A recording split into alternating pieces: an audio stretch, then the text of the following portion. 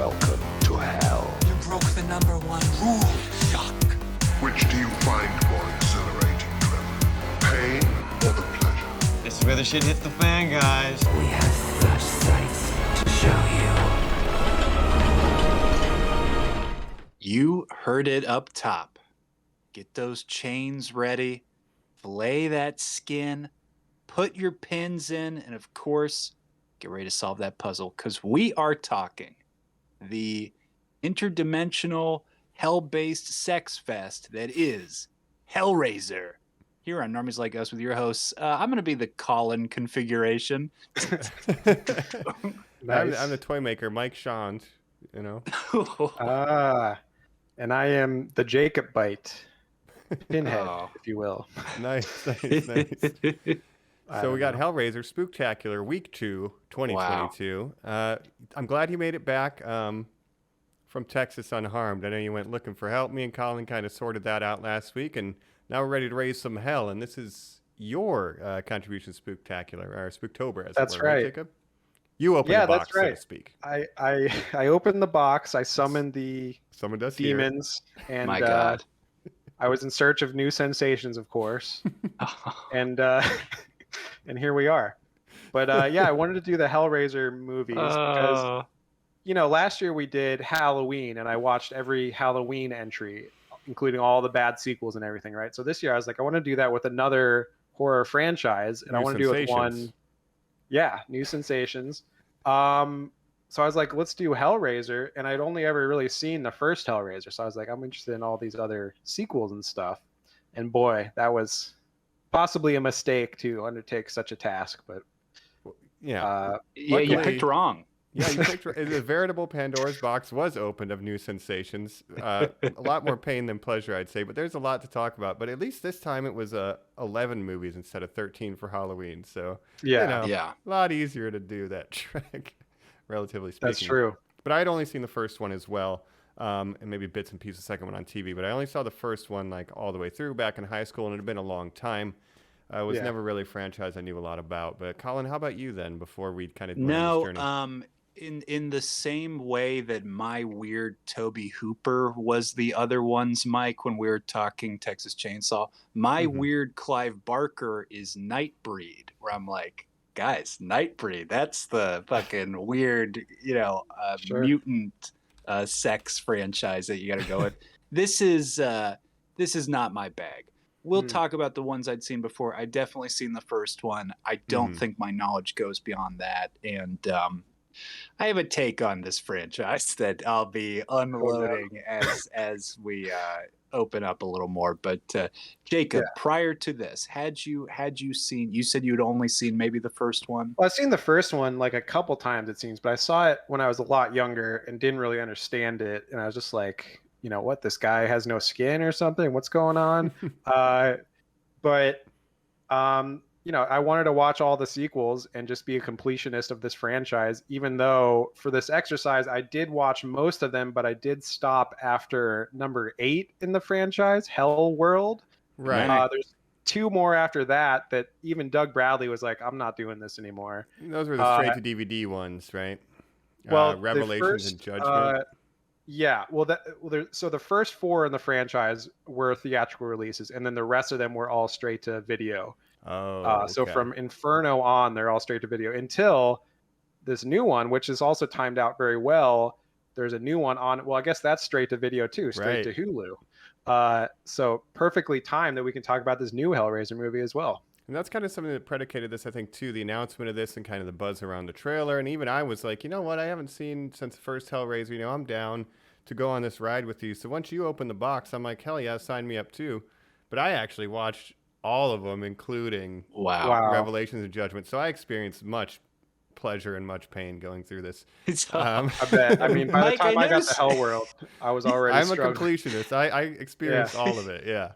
Mike, I noticed you don't have eyes anymore, and there are chains going through your chest. Yes, 100%. And it's funny because, during Texas Chainsaw, we're like, I never was really into the gore stuff, but this franchise is very into the gore stuff. So buckle up, buckaroo.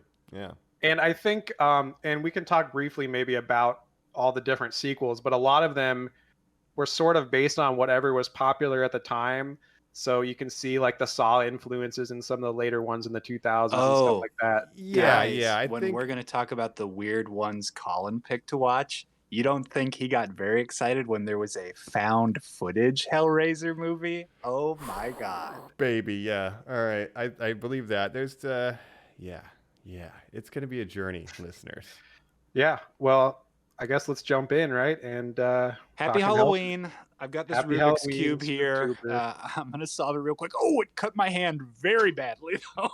Oh, and that is a gusher. It is It's probably going. fine. Mhm. Oh, Walk that's it right, off, and we'll be back. I just cut my hand on a nail. We're back. Things are a little devilish here because we are talking Hellraiser, that extra dimensional horror about those beautiful delights called Cenobites. Now, we talked last week, happy Spooktober, gents. Yes. We're here doing Halloween episodes. We talked Leatherface, which we said was sort of the birth of the slasher genre. Mike, that was what, 74, 76? 74, and then 74. 78's Halloween, right? Yes, and here we are. My first thing that I kind of noted in the Hellraiser franchise when I boot up this first one, Jacob, I go, wow, 1986, is that right? No, 1987. Late horror franchise entry for this to kind of be picking up steam and be as big as it ends up being. Yeah.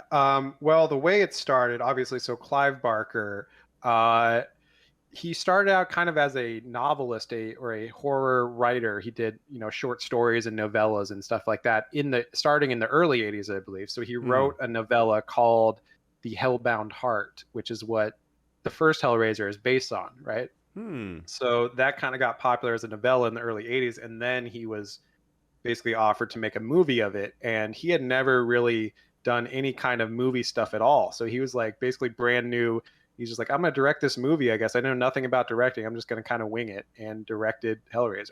Oh, wow. The trailer really kind of embraces that. It opens up, Jacob was saying, this guy is the new guy, Stephen King. So we've got a quote where it's, look, I'm handing this off forever. It's kind of like Maxim Overdrive, where you get like the maniac writer directing their thing. But like you said, he's doing his first shot. Like, that's crazy. But this one's actually good, unlike Maximum Overdrive. That's got camp, but it's not got a lot else, yeah.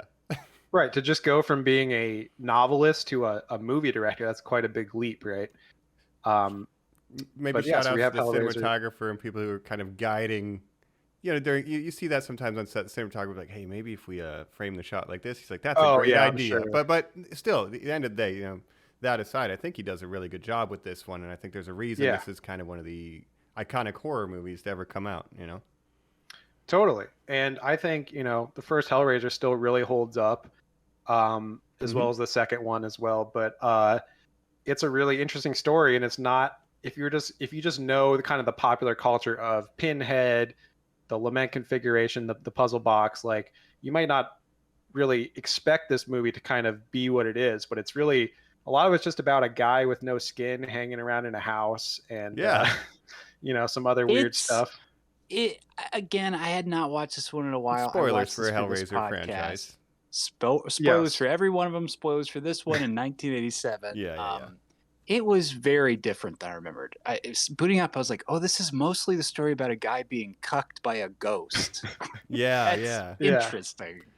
Yeah, I mean, so this story is like, it's weirdly like contained. I really like it. It is different than I remember, because when I would look back on watching it in high school, I just think of the Cenobite scene at the end. It's like, this is a movie, right? But it's really not. We have Frank, who gets the puzzle box from a weirdo in some foreign country, and it opens up a portal to hell.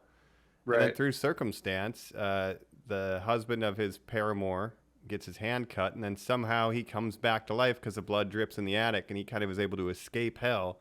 At which point he's like, "Hey, Julia, feed me blood." And it's he's trying to and convince, that's his brother, right? Yeah, and that's his brother's Larry's brother. Yeah, Larry, They'd had a previous affair. Andrew Robinson. He inherited this house from him, which of course comes with this deadly puzzle as well. It's just so wild. And let's say, Jacob, our first introduction, I'm so happy we've been doing all this Star Trek stuff, but we get Andy Robinson, a longtime Star Trek actor. My favorite DS9 guy. Garrick, great character. He plays a Cardassian spy slash Taylor. Mhm. But yeah, the Deep Space Nine connection of the Hellraiser movies, we got to talk about it because in the third one, we get Jadzia Dax, right? Terry Farrell. Mhm. So very weird connection there. But Keep it going. yeah, he's great. And I think it's just a great little self-contained movie. The Cenobites aren't in it as much as you think they're going to be, but when they do show up, it's like pretty iconic and memorable. Yeah, and I like to overly film school things. What is this one about, right?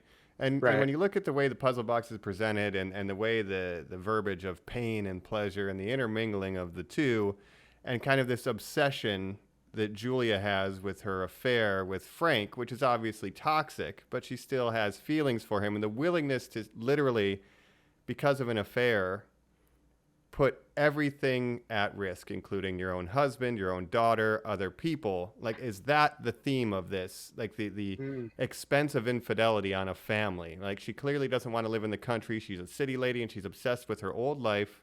She can't let go of the past. Am I overthinking it? I think that's an interesting take on it for sure. Because it destroys the entire family. Her obsession with her relationship with Frank, it leads in the movie to murder, but metaphorically, the destruction of the family unit around her. It is one of those almost the yuppie nightmares, sort of, the Fatal Attraction, Mike, where it is like these, crazy affairs that unravel things, but it's like the supernatural version one. It also involves, again, a Rubik's Cube that brings angels out.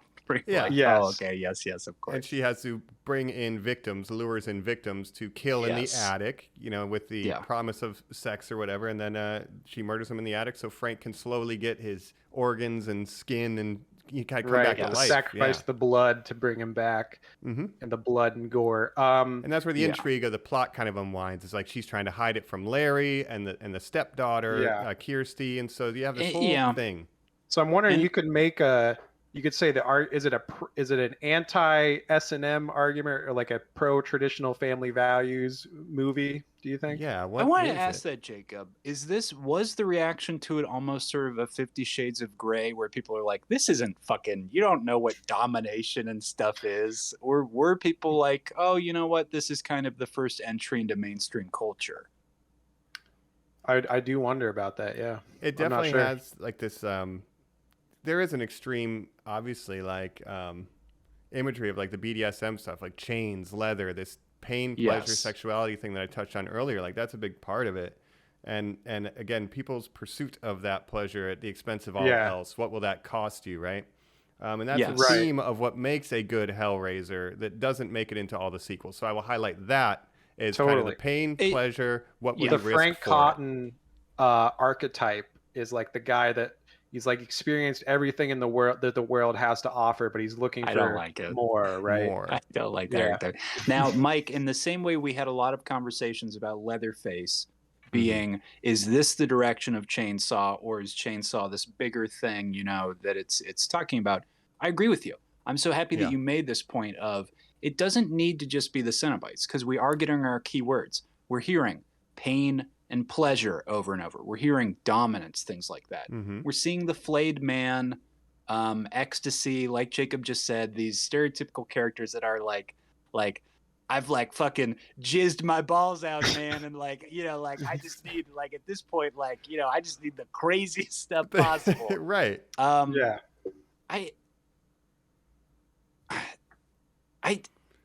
Here's the thing. Here's going to be my big, I guess, overwhelming point about the Hellraiser franchise. To comment on all that stuff I just said, is that, yes, I think that the best ones should be talking about all that stuff. At the end of the day, it's just not really subject matter that I'm interested in. I have said in the past on this podcast, I've called myself a gentleman pervert, and that is a title that I have given out when we talk about salacious things. And to clarify that to listeners, what I mean by that is just means that I'm pro-sex. And we're kind of in a very quickly, more puritanically growing society currently, where to make things more marketable and international, sex is getting sanded off, violence is getting toned down too. So you think this would be my franchise. But I gotta say, guys, sexual violence is just not something I've ever been interested in.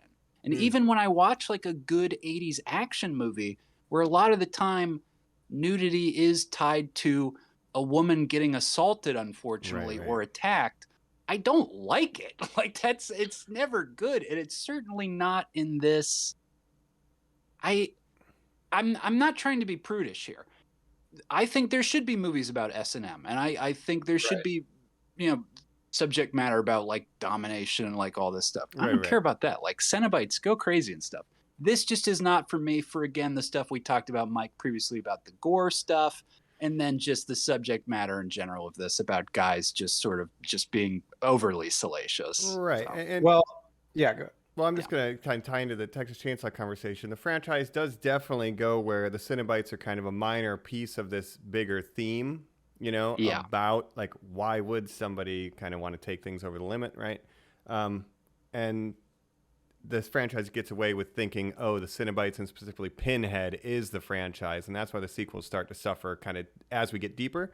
And I see what you're saying, like with those kind of sensitive topics. In the world of Hellraiser, generally speaking, though, there's a consent to the violence that it becomes more than they expected, I guess. So you know what I mean? The people who are getting into trouble are consenting to opening. You have to want to open the box, and that's where I draw that line. Although there is sometimes people are tricked into opening the box and they don't know what they're getting into. But there's usually someone that's like, I went to open the box and experience all the pleasures. But I think the S&M stuff, that's where they have a personal responsibility for taking themselves further than they should starting the cycle, starting the whole thing with the Cenobites.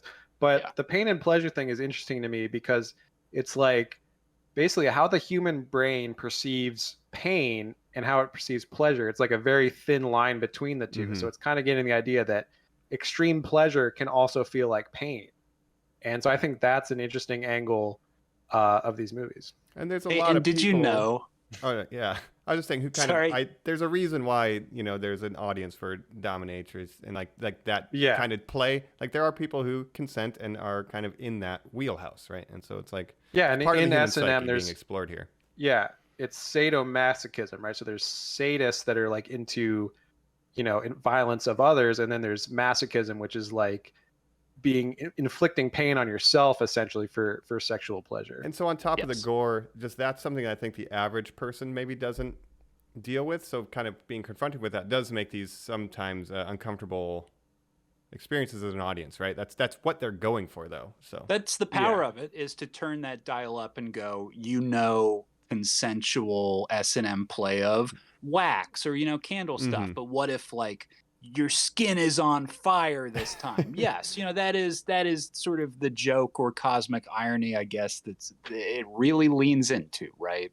It's trying to make you feel it's trying to make you look at a sensation that you've never seen before, right? It's trying to just through a window as a voyeur, like pushing the boundaries of human experience. Very often monkey paw stories or genie stories, 100%. right? It is like the wrongful wish or, getting more than you expected pretty much every time, right? Mm-hmm. Yeah. And that might have something to do with, again, the pursuit, like adrenaline junkies and shit. It's like, how far is too far, right? And with Hellraiser, it's like right here. This is how bad it can get if you can't control those appetites, let's say.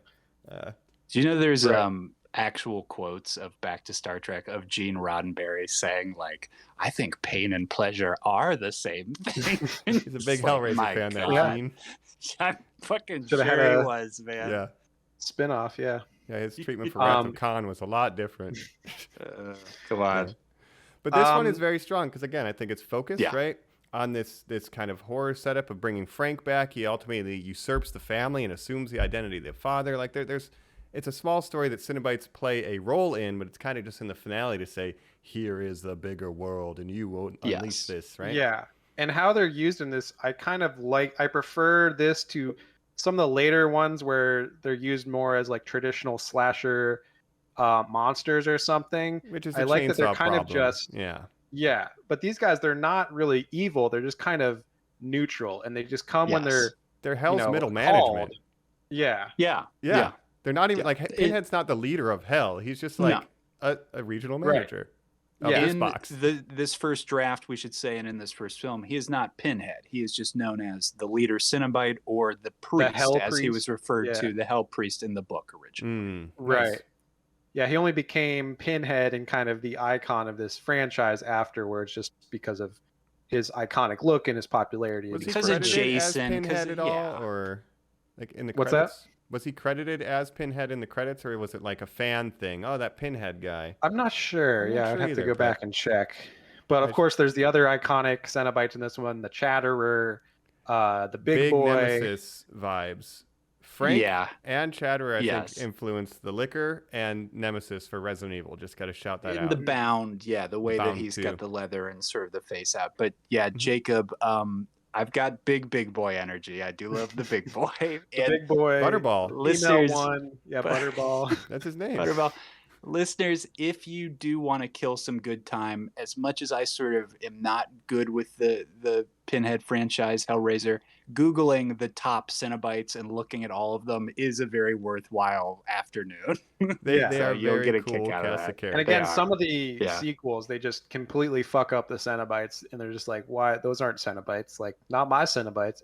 But they really nail them in this, especially in this movie and in the next movie, Hellbound, Hellraiser 2. Abound. Yeah, so that, again, it's a sequel. We kind of get, it's one of the only times, asterisk, where we get carryover characters back in a Hellraiser movie, right? It's a direct sequel. Yeah. to the Andy first one. Robinson, kind of the secret star of this movie, just through flashback footage. Now, I Mhm. watched this one for the first time, and I gotta say, guys, this is where I was very turned into it and was like, oh, this is where they realized we can have like a Halloween franchise. This could be like a horror movie. I'm like, Right. oh, this is great. Yep. So it continues the adventures Yeah, of Kirsty after surviving the death of right. her The family. daughter character, and it also has Julia. Was that her name, Julia? Yeah, Julia kind of usurps Frank like and the becomes the villain villain of of this. this one. Because Yeah. she, Yeah. at the end of the last film, gets taken to hell by the Cenobites, and now she's kind of She wants pulling the out. strings behind the scenes now the same way Frank did. Right. And I kind of see this one as the aliens to the original's Alien, where it's like, all right, we're going to have like more, monsters, more Cenobite effects stuff in this. Yeah. It's going to be like bigger and more why expensive I probably to liked it. make. And yeah, I think this one really works too. It's more ridiculous too. Like it's a little more over the top. Yeah. I think it's very enjoyable, except for like the first 30 minutes is essentially a flashback of the first movie to catch audiences up. Yeah, that It's first act is rough. astounding. Back when movies, Mike, were like, well, we have to answer every question from that last movie. And you're like, you really don't. No, Right. But we get expanded lore on the world of the Yeah. Cenobites. And, Kirsty's in the hospital and slowly the walls fall away and we get the long hallways and like this kind of labyrinth. We learn about Leviathan.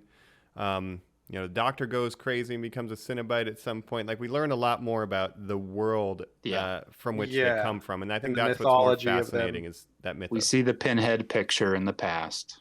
Mm-hmm. And again, that's something that like none of these other sequels do. Well, Bloodline tries to do a little bit, but then none of them really. They all fuck up the lore until After this new one. Bloodline, they just say kind of fuck it, Yeah. Is Clive Barker still around? Is he In like this, so yeah, in the sequel, he is contributing like creatively to like the I script. had a think. sex dream last night, and they're like, "Oh, yeah, hey, Yeah, it's great, and Clive, then- send it over." He's kind of involved in this one, and I think 3, and then after that isn't really. And by the time it's like after Bloodline, which is the last theatrical release, he just wasn't involved at all. I don't think.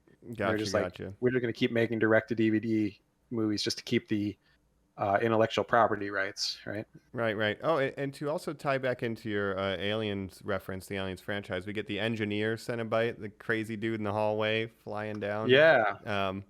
Yes, big ass thing, great so- sequence.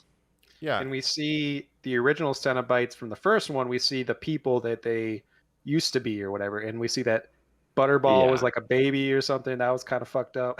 Yeah, like a Yeah, big we- dummy. we learn, kind of the origin of a Cenobite where, I think Bradley or something, I can't remember Pinhead's original name, but he was just a guy who got the box like after World War I or something. It's like, yep, seen some Yeah. crazy shit. And then you lose your humanity because you cross that line.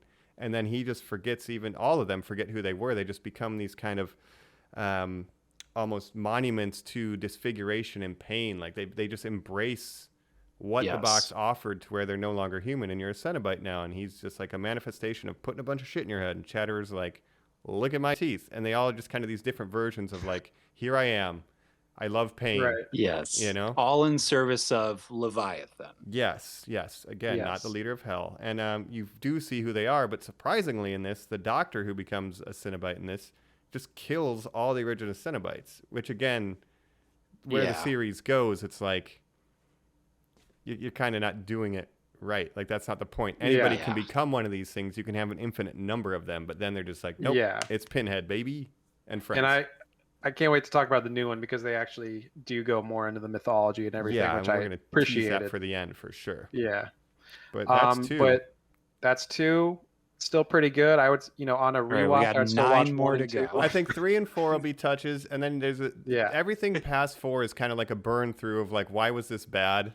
Yeah, we can just give a. You know what I mean? You guys keep going. Description. I'm gone. Here's what I'll say. From this point on, it's hard because there's no home for these. There's no dedicated app where it's like, yo, guys, I've No. got Well, I'll tell Pinhead you. 1 through 7. Yeah, They're all I'll over tell it. you what I did, Colin. So you Yeah. can watch the first 2 on Amazon Prime, right? Which I And did. then And 3 then just through stop. 8. Just watch, then go to Hulu, and then stop. Stop listening. Stop. Watch Save those I would three. argue yourself that the paid and 3. pleasure. Unless I think you're a 3 is worth masochist. watching. I But wanted to, based on your writing. yeah, but for 3 through 8, I subscribed to the Cinemax channel so you can subscribe to channels on Amazon Prime like Cinemax, Stars, Mhm. etc. Right? Yeah. So I subscribed to the Cinemax channel, which you can watch 3 through 8 on, instead of renting them Cinemax, individually. the dirtiest streaming service, of course, has the That's where they would dirtiest belong. horror franchise. Right. Yes. And the Right. worst parts of I it take it too. back. I did the same thing, Jacob. And then the other Yeah. 2 bad Wow. ones are on Freevee or Pluto TV or Freevee. Vudu Yes, or I whatever. watched a couple of the later ones on Freevee. I could not even get myself to watch those. After 8 Hellworld, I was like, I can't watch these anymore. And Henry but- Cavill didn't make you want more. Come on. That's No. what. Well, we'll get to it. Tell me about we'll get 3. there. Tell me three. about 3. We're So still in 3 the territory of tolerable if you want more than 2. yes, Hell on Earth is the subtitle for 3, I believe. Terry And this Farrell. one, Terry Farrell, she's like a TV Amazing. journalist. This one I still think is pretty fun. Like it's a fun bad horror movie to watch, and I think it's watchable. There's a lot of gore and like effects in this one, so it's like it's basically Pinhead like kills a whole nightclub worth of people. And it's just fun. He makes some new 90s Cenobites that have like CDs in their heads and stuff. A camera. Yeah. It's like a news cameraman have becomes a seen Cenobite. VCR or whatever his name is. Yes, he's great. Yeah, there's like Ready for your bartender close-up, I guy. believe he says. And there's Yeah. a lot of one-liners is the point. It's a lot of mediums that don't exist anymore, like God, cameras and- shooting on videotape and CDs Yep. and stuff. But it's great. so good. It's campy. We do get, again, our Star Trek reference, Terry Farrell. We get more with the ghost of Pinhead's human form, because apparently his demon form is separated now and is running Oh, they have rampant. That's what he split. warns her. Yeah, and so there's like a at the end he has to weird merge with Pinhead to anti-war- bring him back in. Hey, you're out of line, buddy. It's stupid. Yeah, and though. like Terry Farrell's seeing like flashbacks of her dad in Vietnam or something, and they tie that into so they have a Doug connection. Bradley. Yeah, I don't understand. Like, it's very strange. It's but- very strange. What? But I have my one Yeah. note for this is if you like people smoking cigarettes on film, boy, is this the movie for you. Because every Wow. scene, every frame, nearly, Yeah. someone's smoking a cigarette, and it is And there's a rock lot and of, like- roll 90s. It is wild. Yeah, a lot of 90s like goth style and stuff. There's like this whole nightclub that's like, this is like the secret goth nightclub where it's like real extreme in here and Because everyone's stuff. likes pain and pleasure in here, man. Yeah. Yeah. Rock What and the roll. fuck? Yeah, this is 1992, by the So, way. But that's it's all I pretty have cool. to say. If you like camp, Yeah. little rock and roll, cigarette smoking, and a guy with a camera in his head. I do. Yeah, it's Yeah. fun. It's a fun bad horror movie God, to watch. how But did again, Cole not- Meany not play a Cenobite? He looks like Right. one. Man, right? But this is, again, not really in keeping with the lore set up by 1 and 2. But the No, next one, not so much. Bloodline, kind of does get. I say Bloodline, it fits more in with Yeah. the lore than 3 does. So if we could So talk about that quickly. Bloodline, yeah, they try to go into the lore and explain it and kind of show the origins of like Lamarchand and The his puzzle puzzle box. box and all that stuff. So, but Who invented Colin, the would puzzle you box? believe that first of all, this movie starts in space in the future? No, I 'cause it can't. does. Yeah, Is Pinhead this goes to the space. Scott? Amazing. Well, he needs to fight Leprechaun next, but is this the Scott Derrickson one? No, that's Inferno, okay. which is the next This one. is number 4. This is number 4. Bloodline is the last theatrical release. Wow. But we're already in Jason X territory because they start in space. Then they go back to like the 18th century, and then we see young Adam Scott with like a weird haircut. Adam Scott in and- like a Lestat wig. Yeah. Yeah. And there's Lamarchand, the original toy maker from the 18th century, is the guy that created the box, right? Mm-hmm. And a bunch of other stuff happens. I found this movie kind of hard to follow. There's like a Not gonna crazy lie. count Oh, who really? wants the box made, and then Adam Scott works Yeah. for the count, so he like lures a victim there, and then the box, invites, so they're showing the generational trauma Yeah. of Hellraiser. So from the 1400s, And the Lamarchands, Yeah. and then it goes to present day, and this guy's like the ancestor of Lamarchand. He's building this he's an architect. building. Yeah, he's an architect. He's building like a giant puzzle box, and then He more doesn't stuff even realize happens. it because it's like his bloodline, and then the guy in space course. is a super descendant who's like, I'm telling you, it's been going on for 200, Oh, 300 that's years. the super future. And he's Oh my trying Yeah, to- he's a God. future And Lamarchand. his Yeah. goal is to capture and kill Pinhead in space. It's weird. And so he Well, has this a is the robot one. open the box so that he didn't technically open it. This one course. has Yes. merit, and I think the best thing about this is showing how someone becomes a Cenobite, because Angelique, I believe, the woman in the movie, she slowly Yeah. kind of becomes more of a demonic figure and leans into Right. the violence. So that's the one arc, I think, in this is the 14th or the 18th century stuff. It's the most And Mike, interesting all stuff in this. the Lamarchand, the 3 Lamarchands are played by the same guy, right? I didn't even that- realize that. I That's think awesome. so. He just has like short hair in the future, but he thinks he's the same actor that plays him They're in the all 18th Adam century and in Scott? the present day. No, Adam No, Scott's Adam only in Scott's the- a different guy. Oh, Yeah. He okay. gets murked at some point. I was gonna but say yeah. this movie's made for me. Then If he was the main Um, character, yeah, that would be great. But it opens up the lore. Where did the box come from? That's kind of its greatest contribution. The Yeah. space stuff is a little extraneous, but It's weirdly like paced and structured because it starts in space, then it flashes back to the 18th century, then there's this whole present century part, and then it is seems like like the the 90s. movie's ending, but then it goes back to space for the whole like third act, and there's like a whole space third act in it that's like separate from the present day. yeah, it's wild. important to note to our listeners too. These are all staying in canon. Nothing has been rebooted yet. Correct? This is all one continuous timeline.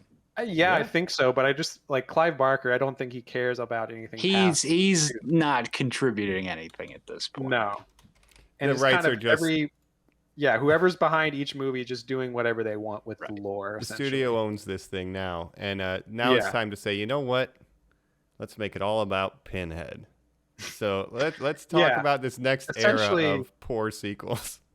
And the thing about this, 5 through 8, and possibly even the other 2 that I didn't watch, but Yeah. a lot of these movies were started as spec scripts that were unrelated to the Hellraiser Oh God. IP, and then they just like, you know what? We could turn this into a Hellraiser movie and keep the fucking IP, and we'll just Scott, I put Pinhead just in got this the for call. one scene. Yeah. Yeah. Just got the call, my man. This This script is you got, where you all put of these. Pinhead in this bad boy. Yeah, I put them on page 124.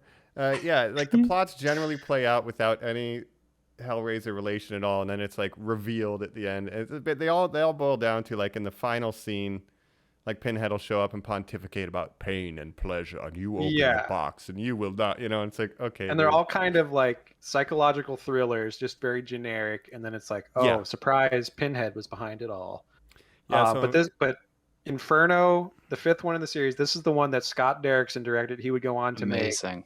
Sinister and Doctor Strange #1 and The Black Phone recently this year. But this was his first. I think this was his directorial debut, and it's My a direct God. to DVD or direct to VHS probably at that time. But And you're telling yourself like, well, look, man, better directors than me directed like, Alien 3 is their first movie. Like, right. I'm gonna be fine. This is gonna be great. And they're like, dog, you're making Pinhead 5. Mm, And as much as like I don't think this is a good movie, but you can see like, oh yeah, this guy could like direct better movies, like with a bigger budget and stuff. Yeah, Sure. the only good thing I have to say about this is the visuals, the way he shoots it, and some of the Cenobites. Like, I get really big Silent Hill vibes from this. Like, there's some fascinating visuals with the Cenobites, but, like, they're in it so little that it's not worth the runtime. Just, like, Google the scenes with the Cenobites if you care. Yeah, and they have, like, little monster Cenobites that are just kind of very... Like, I didn't like their design very much because they just have, like a Silent Hill look, but they don't look like Cenobites to me. I They're guess kind of true. more Just, I generic like to put like monsters. Silent Hill, but like the twins Yeah. are iconic. You have, I think, Torso is in this one where it's like a chatterer with no legs. That might be a different one. I might be conflating, but visually, not that's all sure. it has. It is, again, like Jacob said, a script with this stuff tacked onto it. Yeah, and it started as an unrelated script, and then we have Hellraiser Hellseeker, which is like the same exact movie basically. making Where these we're up. solving a mystery where you figure out who the killer is, Yeah. and then we're doing it again, only this time. And this one has Dean Winters, the And Mayhem Kirsty guy. Cotton, the main character from Oh, the first yes. movie, is back. So Yeah. he's married to Kirsty Cotton from the originals. Yes. And Dean Winters, that's this the is big the twist of it. Mayhem guy.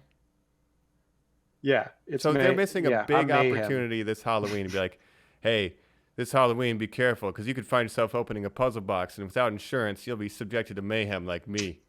You know? Dean Winters probably doesn't like to talk about This is movie. the lowest Yeah. point of his life. Don't ever imply he wants to think about this ever again. It's funny that he gets in a car accident, though, and then depicts many car accidents in his commercials. He can't Yeah. escape it. Your own personal hell, Dean. He needs to do a Yeah. movie with Dennis Haysbert. That would be a great movie, I think. Would just be insurance. Where they sell us car salesman. insurance. Yeah. Jacob said it. This is a remake of that other one where it's a mystery, and we're like, oh, Dean Winters is trying to figure out, like, who's, like, is his wife dead? Like, did he kill her? All the cops are like, oh, did you murder your wife? Do you crash the car on purpose?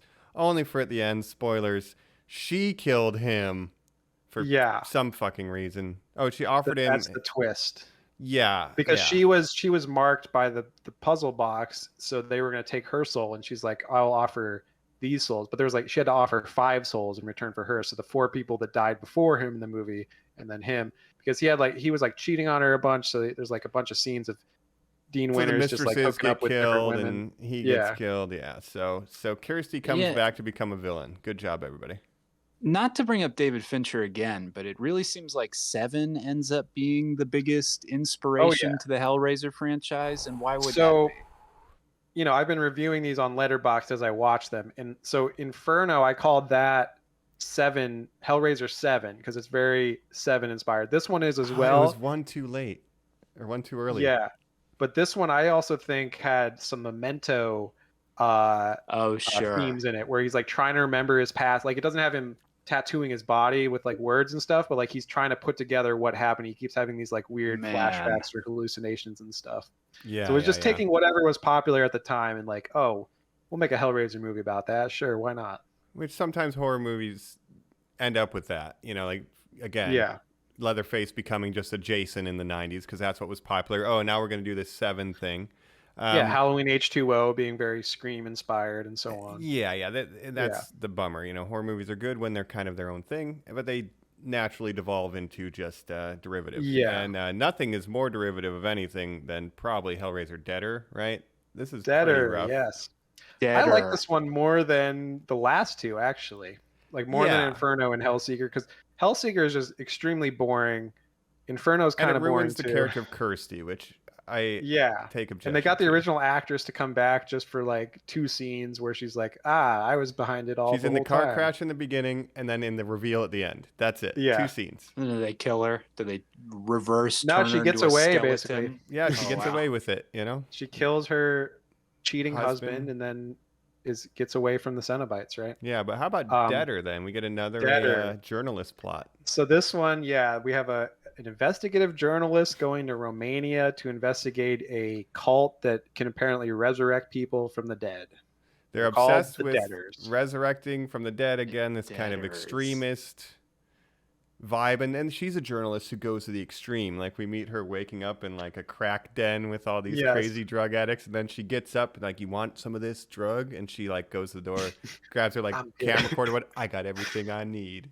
Yeah. Journalism line, and like dips, you know. It's Um, like, This one, yeah, I actually like this one more than the previous two. It's more watchable to me. Like from the beginning, I was like, all right, I'm into this. Like this is, it's not good, but it's like watchable to me. And at this point, Jacob, you like cut yourself with razor blades while you watch these movies. I just watch them. It's pain enough.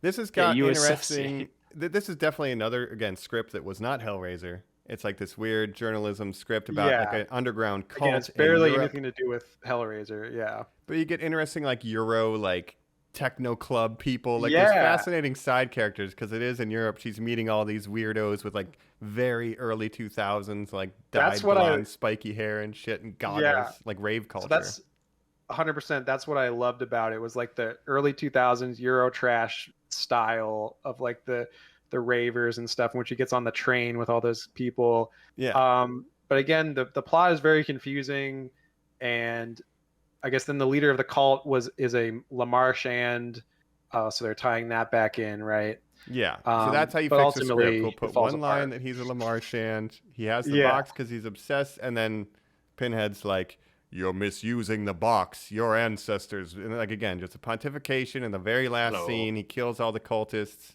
And then, like, the end. Otherwise, pretty unremarkable. Oh, our hero wins because she kills herself. Right. So Pinhead can't take her soul, right? Yeah, exactly. So that's she how solves you win. the mystery. Good for her. Yeah, no, what a terrible message. Anyway. And it's set in Romania because it was shot in Romania. Not tax credits. Save money. Texas Chainsaw did the same thing in 2022. Not Romania. Yeah, but I like how they were just like, yeah, we'll set it in Romania, and then we can shoot it in Romania, and people won't wonder why it looks like it was shot in Romania. But then we get Hellworld. Hellraiser Hellworld, the 8th in the series. And this one, man. Video game, I don't even know what to say about this one. Hellraiser, Lance Henriksen, and Henry Cavill.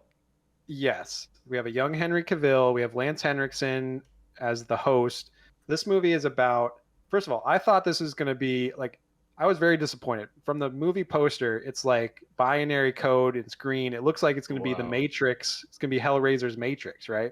Yeah. So you're going to get sucked into a Hellraiser video game or something. 2005. Awesome. I think they say evil goes online or something. Yeah. Oh my God. Which is a cool tagline, like especially now, like, go to cyberspace. He's in your emails, right? Who the fuck? So knows? I was like, don't open this puzzle letter. Sucked into a video game, and like a Hellraiser video game, But unfortunately, that's not what happens. They go to this Hellraiser themed party in a mansion that's they owned play by a video Lance game called Henriksen. Hellworld, and they there's an MMO that's right. based on Hellraiser that everyone plays, and sometimes you get addicted to it and then you kill yourself because you're so obsessed with it. Yeah, but that's like not even a plot point. It's like their friend does kill themselves because he was obsessed with Hellworld, but they're like, it's just a game. But the point is, they talk about the game in the beginning and are invited to a party the rich guy throws for people who like playing the game. But this is Henry Cavill. He's one of the kids playing the game. He's one of the kids. Oh my God. Yeah, it's a young Henry Cavill, and he's really not very good in this. I was like, when you see he's like kind of a bad actor. in this, Well, when you see like a star, like a future star in an early role, and you're like, I can see why they became a star. This like we like had the opposite. All right. Adam Texas Scott. Chainsaw. Yes. Matthew McConaughey. Like that's one of those special ones, right? But this is not that. This is like no, he's not good in this. He's just like a douchebag kid. He's just trying to hook up. But sounds it's 2005. Henry Cavill. Hook up, bro. Yeah. It's bad. But I think Henry Cavill, he's only good when playing Geralt or Superman, basically. Very taciturn character. Superman, really? No, he's good. He's good in Mission Impossible, but that's just me. He's good in that too, but he's doesn't a have very many horny lines in that douchebag either. Yeah, you're right. But this is essentially a spooky house movie with Lance Henriksen being the villain. He's basically setting people up in these situations. It's not even, Pinhead. And again, until the very end, it's a whole thing. It's just a paint by numbers. Kids are having a party and they wander to rooms. Murder house. Yeah, typical murder house, not much to offer. There's a little weird twist that it was like all in their head at the end, and they were buried alive, and it's stupid. It doesn't make any sense. It's your typical, we'll throw Pinhead in the end, and it turns out Lance Henriksen is Pinhead or something. Good. Doesn't make any sense. Important. But, yeah. Probably the worst use of the IP, and there's been some bad ones, but it's like it's the most out of place the Cenobites have ever felt. Like why they should not be here. On Letterboxd, I said this was the Halloween resurrection of the Hellraiser franchise. There we go. Well, and here's the thing, though. Perfect segue, Jacob. Now, we are getting these moderately okay actors. Lance Henriksen, Pumpkinhead, in a billion horror franchises. Henry Cavill, a young man, trying to take his shot. But the fact of the matter is, these are direct-to-DVD movies. You're right. When we were watching all those Halloweens last year, there's a reason that they kind of like, even at their craziest, are consumable. And Mike and I were laughing and just having a blast thinking about crazy burned up Loomis from like 6 and 5. You know? Yeah. By that time, I can still have so much fun with that franchise. Whereas here, like, even hearing you guys talk about it and me thinking about you watching these movies, guys, is making me mad. Not worth it. It's not like, worth it to even check out. Furious. It has lost its way more than any other franchise. As much as I complained about, like, it becoming too much about Leatherface and Texas Chainsaw and stuff, but this lost its way basically from 4 on, and it's rough, and nothing. We can get to Freebie and Tubi now, I think, with Revelations and Judgment. Now I'm back in. Yes, I've watched these two, now, unfortunately. Right? Well, I think it's the classic tale of Hollywood capitalism, where there's like, we have to make a movie every so often to keep the rights of this IP. Let's just make whatever garbage and put Pinhead in it. One thing I want to say about Hellworld is that before we go from this one, so Lance Henriksen is in it. He was originally, they wanted him to play Frank Cotton in the original. But he was doing something else, so he couldn't fit it into his schedule. So they originally wanted him in the original, finally got him in the 8th movie of the franchise. Yeah, like 30 years later. We'll get you next time, buddy. Also, one of Henry Cavill's friends in this is Carrie Payton, who played King Ezekiel in The Walking Dead. Oh, wow. Yeah. Love Carrie Payton. Yeah. Nice. So big voice actor. Weirdly big names in this. Some auspicious starts coming from this franchise, right? Yeah. But that's just heartbreaking. Colin, you're back in. Lead I'm on back this in. then. Yeah. We've been talking enough. This is where I tapped out. Yeah. So it's me and Colin now. Yeah.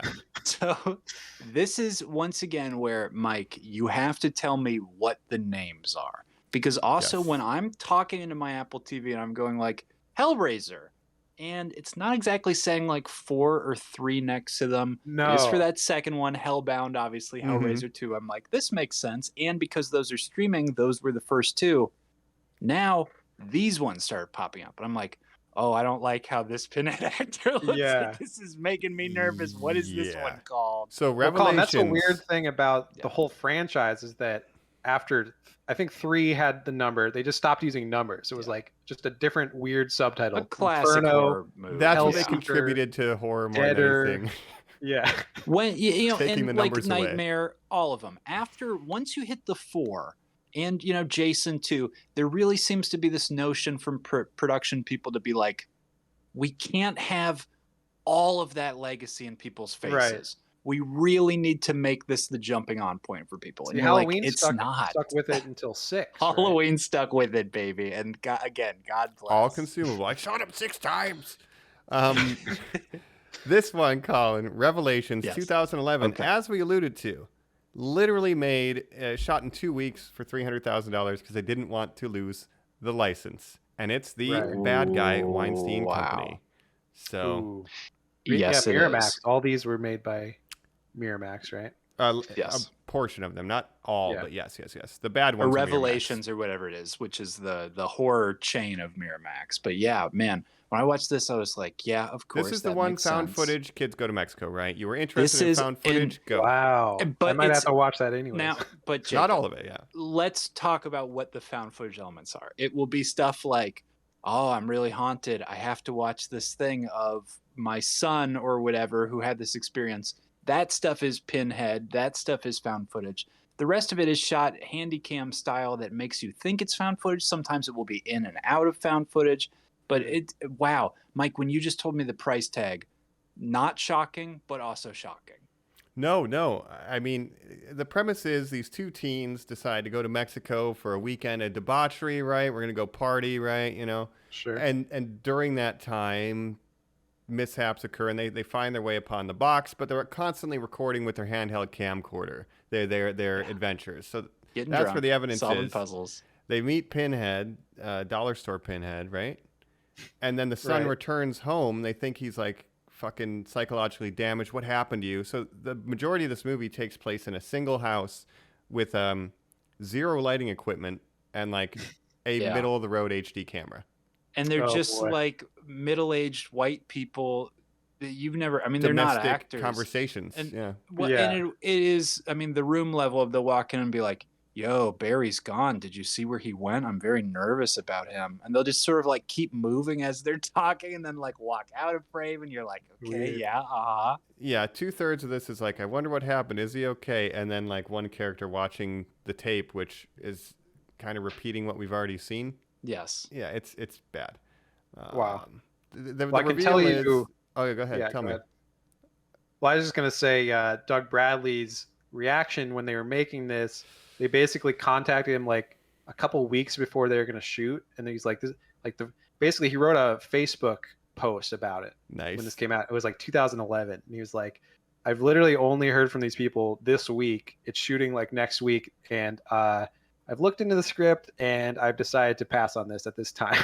Wow. Good for you, so man. he was like, I have my limits. You know, I've done 8 of these, but yeah, I'm done.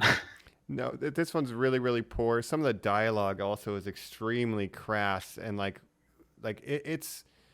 it's like offensive in a way that even though there's like gore and tough subject matter, like when the reveal is the son who comes back and you think is traumatized is secretly into the whole thing. He buys into the pain, pleasure, and he wants to sacrifice his whole family to the box, right? That's the twist. But that whole scene where he's yelling at the family about your shitty suburban life and all this sucks, and like he's saying some fucking crazy shit, especially as it relates to having relations with the daughter, and it's fucking gross. It's like the grossest of any scene in Hellraiser to me. I don't know how you felt about that whole thing, but I don't like this movie at all, Colin. Yeah, it was disgusting. This was one of those things where I was off today and just had the capability to, like I said, talk into my remote and turn on any of these last Hellraisers that were free and available to me. Mhm. And I just kept thinking, wow, I can't watch the Scott Derrickson one. I can't watch the third one with Terry Farrell. The one I have to watch is this one. Yeah. No, it's That's amazing. easily the worst one. It has some okay makeup effects, but the worst Pinhead, like it's Even You know, worse than it's probably the worst film in any of the Judgment. franchises we've talked about. Yes. Like literally, it's the cheapest looking, worst plotting. Yeah, it's bad. Judgment's very violent. Yeah. Well, something else that's do that, So, yeah. right before we jump to Judgment, I just want to say, so we talked about Scott Derrickson. He did Inferno. Mhm. Bloodline is technically an Alan Smithy movie, which means the original director didn't want his name attached to it, so Oh, it became Alan wow. Smithy. So Inferno was Scott Derrickson. The next 3 were all made by the same director, Rick Bota. So that's Hellseeker, Deader, and Hellworld. Then this one's made by Victor Garcia, but written by a guy named Gary J. Tunnicliffe, who got to start doing makeup effects on. We did a bunch of stuff, but he started with the Hellraiser franchise on 3 and did makeup effects on multiple movies in the Hellraiser franchise before writing this one and then directing Hellraiser Judgment, because basically no one else wanted to do it. So he's like, finally, I can direct my own Hellraiser movie, and he made Hellraiser Judgment. Again, there's some Star Trek DNA there. Well, they'll get like, you know, you're the last remaining set painter from this season. Do you want to write, you know, one of this? They're like, oh yeah. But this guy, Yeah. he knows how to do Cenobite makeup, I guess. There's Yeah. like, And if I'll Great. say I guess we anything, trust you with the effects. Yeah. yeah, if I say anything charitable about these two, which I kind of don't want to, the effects are like for the gore, like not Pinhead, but some of the skin stuff, like it looks good and convincing-ish. And if that's where he's coming from, that's it. But do not watch this. Yeah. No. Judgment, though. How do you feel about Judgment, Colin? Did you watch this one too? This is 2018, so Yeah. 7 years Again, between. I was shocked by the year. I was like, oh, wow, another recent one. So again, people were trying to make money off this. Like I said, very violent. Is this 7? Is This it 7? Or is it? No, this is 9. No, This is or this is 9. I'm saying, 10, is this 7? Well, Mike, literally, Oh. I was thinking in my mind, what would I liken this to? I Yeah. don't know, because a 2018 sort of thriller on top of what it is, it's almost like a I don't know. Oh, I from don't that know. era. Yeah. Not But an it- Eli Roth even, but something No, weird. Heather we have, Langenkamp is in this one. Yes. Yeah, we have an From, FBI plot, Nightmare. right? Yeah. Like there's FBI people investigating these crazy murders that seem to have some religious overtone. Only God can judge. He will judge a good man and an evil man, whatever. And it's a dumb FBI show with Hellraiser slapped onto it. Yeah, it's kind of bad Michael Mann. Yeah. And there's a new character of the auditor who will sit down across from you. His face is all scarred up, and he wears these goggles, and he's like, "What are your sins?" And he types them in a typewriter. Then they feed them to a guy who then pukes up your sins, and then these 3 muses will eat it and offer Cool. judgment, at which point they'll decide whether you live or die. A lot of stuff that's very extra that is not really part of So the this, Hellraiser canon. Yeah. Gary J. Tunnicliffe was unable to direct Revelations, which he wrote the screenplay for. He then wanted to try to get this made for years, apparently, and almost funded it as an independent film in 2013. He should not have. He should not have done any of those things, and he should not have worked that hard to make this movie. He says he wanted to make a true Hellraiser film because of his disappointment with the later films, so he made this. This is not. So, Is this a true Hellraiser film, Colin? Go. no. Well, I was about to say, because I don't want to talk about this one anymore, is this our last bastion before we get to reboot territory? Oh, yeah, we're going to go Yes, to this reboot is here the in a last minute. one. Yes. Let's talk about a real Hellraiser movie then. Let's go ahead and talk about, I think, Hellraiser 2022, right? Let's do it. That's good. Open the box. Yes. We note this. It is the Lamont configuration. I put a break right before Sure. we started 4, talking about the 2, bad 6. sequels. So we do the good sequels, the bad Perfect. sequels, 2022. Nice. and then we'll get to the quiz. That's right. Yeah, it won't take Quiz that and long. final thoughts, yeah. We'll Yeah. put those together. 10030. Okay. We're back. We're talking Hellraiser, which has been, again, some sensitive subject matter, but an interesting topic over the course of all these films. But let's go ahead and talk about where it has ended up here in the modern day with the 2020 reboot or remake Hellraiser 2022. That's right. Hulu exclusive. A Hulu original. We loved Prey, another Hulu reboot of a franchise, or liked Prey enough at least. That's right. And this was directed by a guy named David Bruckner. Are you familiar with him at all, Colin? Or Not at all. No, and give me a basically primer. anyone who's in this movie. well, he made a movie called The Night House in 2020 that got some critical acclaim. Okay.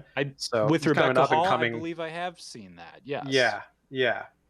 So he got it. made That's that. a He's very kind of good an horror up movie. and coming horror director. He's done some VHS shorts and whatnot. Yeah, so so he took on this Hulu original Hellraiser. I'm not sure if it's technically a reboot or set in the same universe, but just a different group of people have the box now, kind of thing, or Yeah, what's going right. on. In my mind, barring the let's say the casting change for Pinhead, it's not Doug Bradley. We have who's the Right. actress now playing Pinhead? We have a Jamie female Clayton. or androgynous. She was, potentially. you might know her from Sense8. Yes. Oh yeah, I love Sense8. Yeah. Yeah, she's a transgender actress, and so that's kind of Oh, amazing. interesting. She's playing this night priest who's basically in the novella basically described as like an androgynous creature, essentially. Great. All right. So in reality, could be. And when I was watching, I'm like, this could just be a sequel. All those other movies, even the shitty ones, could have happened. We just have a new group of people with the box, and I think Yeah, that's what's kind of fun how about each of the Hellraiser. sequels works anyway. Yeah. Yeah, just somebody else has Yeah. the box now, and it's their descent into madness because they have no self-control, or it's an accident or a trap, whatever. But the box finds its way to you. Yeah. and that's kind of where we start. And yeah, I think this is great without spoiling it. I had a lot of fun with this. Yeah. I did as well. I mean, after seeing 8 or however many shitty terrible direct-to-DVD sequels, this was like truly a breath of fresh air because I fucking loved it. I thought it was great. What is working for you, Colin, on Wow. this one? Well, that's interesting. I was going to say that Jacob as the usher of this franchise force has kind of laid out the tenets that I think make the good ones, right? Or that you think make the good ones of let's limit down what the actual Cenobite involvement is. Let's have a pretty good story where it's not going to be heavy on mythology of that stuff, but more personal character headed towards whatever growth the story's going to do. Mm-hmm. And I think this one, to follow your guys' compliments of it, embraces all of that and goes in this direction of addiction where our lead actress is a young recovering addict Mm-hmm. who has to deal with the fallout of pain and pleasure that addiction brings you. And watching it, I was like, oh, this kind of is wild. Not my favorite movie, but as you guys have said, having watched other Hellraisers now, I was like, oh my God. Grading on a curve. I think this, Jesus. Yeah. Yeah. To watch all those movies first and then watch this, whereas to just watch this one alone, it might be a different reaction where it's like, so maybe I'm over praising this movie just because it's like finally a good Hellraiser movie. Like it's been 30 years. That's what the Cenobites do. You pain. One spike of pleasure, then we're going to be back to pain for 30 years. So don't worry about it. Right. I think what works for me in this is, again, it's not the same thing as the first Hellraiser, where it's the story of one person's kind of descent into madness at the expense of the box, and then Julia kind of taking on that responsibility afterward because she's obsessed too.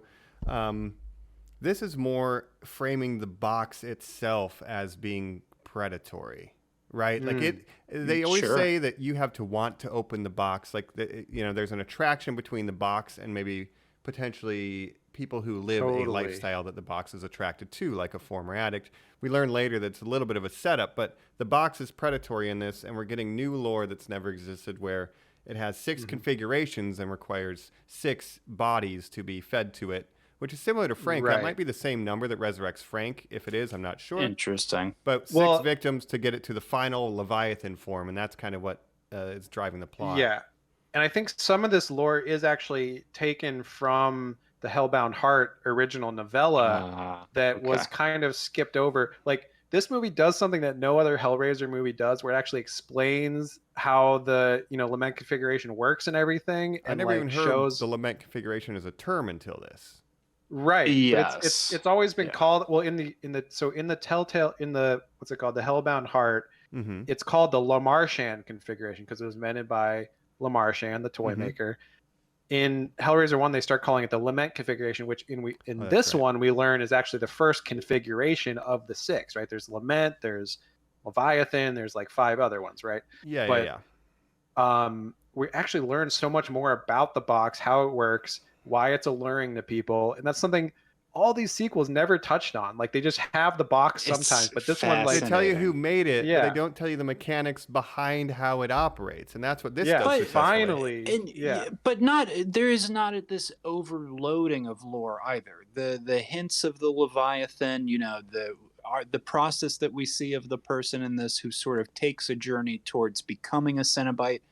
All of it, I'm like, this makes sense in the context of this film. Everything you guys just said about the 6 sacrifices and stuff, the discoveries and revelations the screenplays allow, like when our hero realizes, oh, I can sacrifice one of the priests could be one of my sacrifices. Why didn't I try that earlier? And you're like, I don't know. That's like fascinating.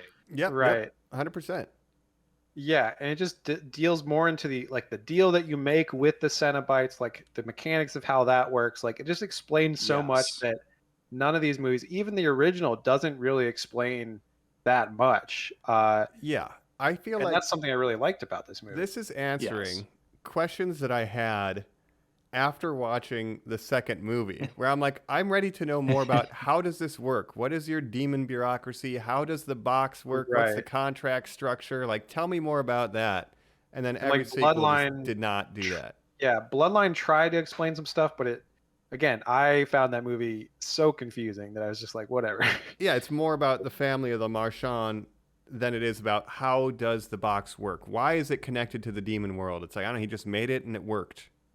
So this is fascinating from that aspect, and it's something that none of the other sequels have explored. So we're getting something new finally Yeah. with the lore. Hammers- So I give them credit for that. Yeah, it hammers in the idea of you're solving the box. It cuts you. If it cuts you, you're marked by the Cenobites. Basically, you're a sacrifice, a blood sacrifice to them. It changes to a different configuration. So you start on the first one, which is the Rubik's Cube, the Lament configuration, but there's 5 other stages. Once you get to the Leviathan, the last stage, then you summon the Cenobites and get your earthly desires. You can make this offer to the Leviathan, and you find out that each of these configurations are something you could ask for. Goran Visnjic, the ultimate villain of this film, says, I chose the Lamont configuration, or I chose liminal space, pleasure. Liminal space, Mhm. yes. Yes. And You wanna instead, solve it with there, pleasure. and I despise it. I also just despise the word here. Hearing the word pleasure over and over really is why I maybe don't like this franchise. But ultimately, when our hero makes the choice of, I choose none of the configurations, I choose to live with what has happened here. Again, I am kind of like doing the woot, woot, woot, woot, watching this going like, man, whoever wrote this has a really good grasp on the story that they're telling here about an addict. Yes. Yeah. And I think And that's the lament configuration. They say explicitly That is you the will live lament, with yes. regret, which I Yes. think a lot of Yes. addicts do, you know, like, but you Yes. live with it, and that's the best Yeah. case scenario. Because all that other And shit you tying- can choose, no. right. No. And Colin, like I said, tying the Pleasure. Hellraiser mythology into this actually compelling story about this young recovering addict, like you're making it about something more than just like, oh, like a guy, you know, is having weird flashbacks a bunch or something. Like it's Yeah. telling a compelling story, and you have interesting characters in this group dynamic of like her brother and her brother's boyfriend and their roommate and everything. Like every character is like interesting, and they just do a really good job of telling an interesting story. And again, Goran Visnjic. Oh, go ahead, Mike. no, I'm saying as I overinterpret the first movie, is this story of infidelity and the way it can wreck a family. This is a story of addiction and how it can affect the family around you. Like her brother literally, you know, dies in this movie, but it's like, how can that tear apart your roommate system? Like it can, like it affects your life greatly. If you know people who've dealt with that, et cetera. I'm sure everybody in their life does, you know, and it's a sad thing. So this film is looking at something like that, which is very similar to the first movie, you know, something that can break apart families and looking at it with this horror lens. And I think that's great. And it's the most like the first movie of any of them. And I appreciate that. And looking at it through the lens of addiction, Mm-hmm. and so spoiler alert for this movie, right? But there's kind of a twist of, so her boyfriend that she meets in a addiction support group, Mm-hmm. turns out he's working with Goran Visnjic, and so he's actually kind of marked her to open the box and everything. Like it was all a ploy, and then she chooses to at the end sacrifice him over saving her brother's boyfriend, right? Yeah, So she what saves the how brother's does that boyfriend fit to in? sacrifice her romantic partner because Yeah, he this betrayed her. double-edged sword of recovery. Yeah, I see Well, what you're that's the saying, thing, man. too, It's like, crazy. You know, if your partner, or you know, like your partner's with an addict or something, like there's plenty of stories of them stealing from, you know, their loved ones or their partner, like betraying them Right. at the expense of the addiction, right? And that's kind of what this guy does, you Right. know? And yeah, and when she, you know, when she shows up, she's drunk, she's kind of fell off the wagon, and her brother, and this is something, you know, if you have a family member or something who's gone through addiction, like you know what it's like, you've tried to help so many times, at a certain point you have to say, just get the fuck out of my house, like you've messed up too many times, like get the fuck out. And that's what he does, right? And then probably immediately regrets it afterwards, but also feels guilty, but feels like, oh, you kind of did this to yourself, but I still feel guilty because you're someone I care about, right? Family, yeah, It tears you apart. Again, maybe some of the sexual BDSM stuff is uncomfortable for certain people who are sensitive to that proclivity. This is another kind of sensitive topic that the movie is having you, hey, take a look at this, think about it. I know it's hard, but think about it, you know? And that's what Hellraiser does when it's at its best, right? And this is a return to that. This is the best, I would say. I truly enjoyed this even more than the original films. And let me ask you guys, if you tricked someone into solving a Rubik's Cube for you 6 times, and then you got a wish, and you said your wish out loud, and Zelda style, like do-do-do-do-do, an item drops from the heaven, and a slow-moving, like, typewriter, golden typewriter, like, comes down, would you be like, yeah, okay, this makes sense. Oh, it's going in me! Ah! Yeah. Yep. Right. So you wish for the ultimate pleasure, right? And then your reward is a machine inside your body A that is machine. pulling all your nerves all continuously, so That- you feel constant pain. But Mhm. Jacob, as it's lowering, I'd be like, oh, does this thing like suck my dick? Like, do I, Yeah, like, what is this Am I thing? supposed to like? This is like the Leviathan's fleshlight. Okay, yep, yeah. that totally makes sense. Oh, what's that? It's going in my spine. That's not good. Uh-oh. No, Here we go. yeah, I thought I saw that Right. banana cleaner on TikTok. Hold on, wait a minute. This is not that. Yeah, and Right. again, that's the whole thing. Deal with the devil, right? Monkey's paw. Be careful what you wish for. You just might get Yeah. it. And Never a but, good outcome. Mike. No. And it would never happen to me because I know looking at these monsters, I'd be like, I know what you think is pleasure is gross. Mhm. Like, Yeah. I would never fall for the trick. I'd be like, I'm not I putting did needles see, in my face.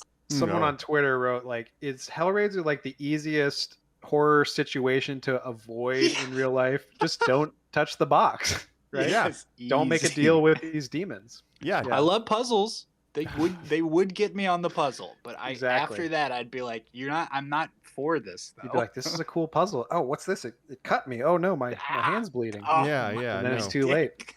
And as soon as it starts, just put a disclaimer with the box. Be like, hey, man, I might be fucked, but like, don't let anybody open this, right? Or Well, throw that's it what's in the funny is bottom of this the whole ocean or incident something. is like they were trying to hide the box.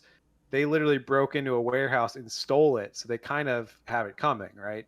Yes. Right, which that's Yeah. part of the plan. Is he's like, I know my girlfriend's an addict. The billionaire guy's like, you know where it is. Just act like it's this heist. You're gonna get money. So he does set her Right. up. But Yeah.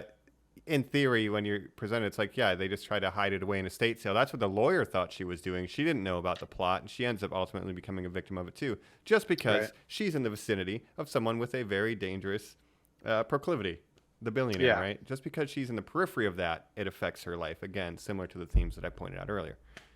Totally. Good and So competent. Now, ultimately, What? yes, I thought this movie was very good. yeah, the other thing I wanted to highlight, it probably is the most effective use of the Cenobites in any of these movies. Yeah. And Mike, They're more let involved. me just real quick say the impressive nature of that to go. You know, maybe 2021 I think was the Child's Play remake. 2022 we talked about Leatherface. We got a Leatherface movie this year. We got this movie, a Hellraiser movie this year. Mhm. We have a Halloween movie coming out this Coming year up. in 2022 where That's right. literally everybody goes, okay, the focus will be take the main thing, put it as forward as possible. Put as much Leatherface and the old lady in there, put as much Michael and the old lady in there, put as Mhm. much as little Chucky in there. And this to have the constraint to go like, actually, it's the story of Hellraiser. We don't need to be pinhead forward is very impressive to me. Yeah, they Yeah. understood the assignment. You know, which Well, none it's of like- the franchise did through the 80s until 2018. The assignment Yeah. is not get Pinhead in the frame as much as possible. No. Most of the sequels were just like, oh, and Pinhead will show up like the mascot of Hellraiser for like Yeah. 5 minutes. This movie, it's like, first of all, Read I you a love book.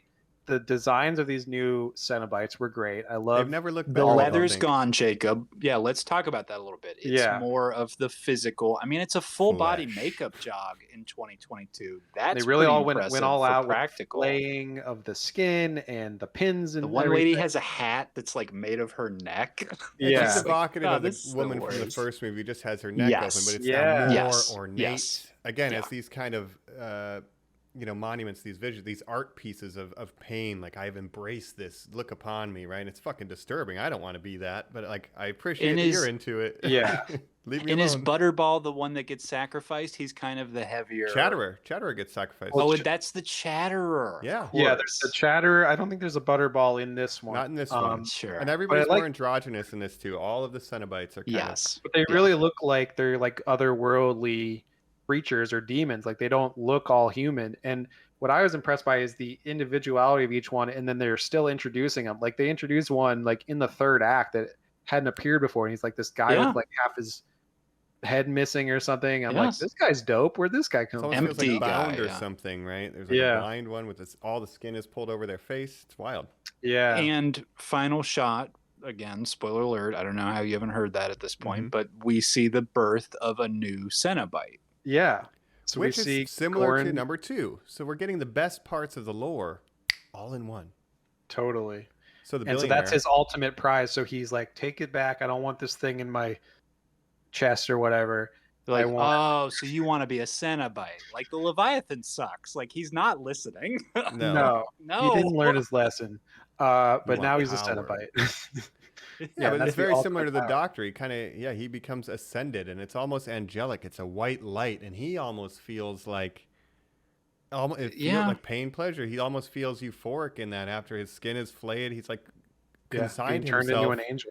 much like all the other Cenobites. They've accepted this is what I've become. Much like Pinhead, he forgot his humanity, and once you embrace it, you just kind of say, "Hey, let's go take some souls." You buy into the corporate, pitch.